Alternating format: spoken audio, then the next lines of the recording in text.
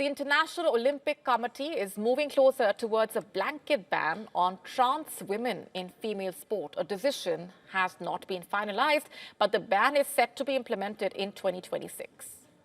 The new IOC president, in fact, has made it one of her priorities to ensure and to issue a uniform eligibility criteria for transgender women.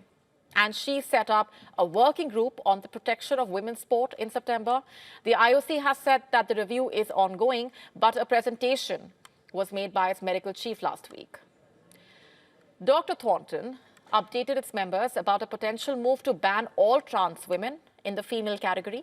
Till now, such bans have only been issued by specific international sporting bodies like World Aquatics and World Athletics, but not by the IOC itself. A similar change in approach in relation to athletes with differences in sex development or a DSD is less certain. DSD athletes are reported female at birth, but have male chromosomes and male testosterone levels.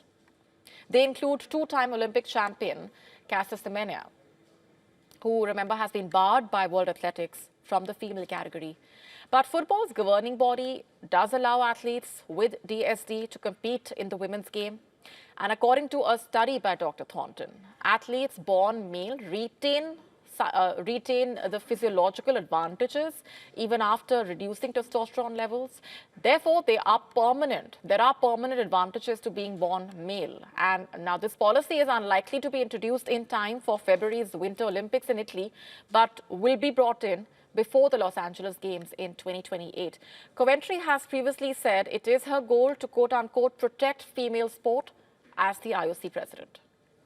On the protection of the female category, it was very clear from the members that we have to protect the female category first and foremost. We have to do that to ensure fairness, but we need to do that with a scientific approach and with the inclusion of working with the international federations, whom have already done a lot of work in this area. So we need to bring in the experts. That will take a little bit of time. And such a policy would also come after pressure from US President Donald Trump, who signed an executive order to prevent transgender women from competing in female sport in the US. New Zealand's Laurel Hubbard became the first openly transgender woman to compete at an Olympics after being selected for the women's weightlifting team at Tokyo 2020.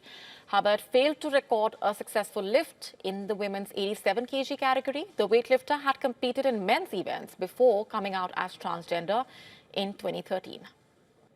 To stay up to speed with the latest news, download the WION app and subscribe to our YouTube channel.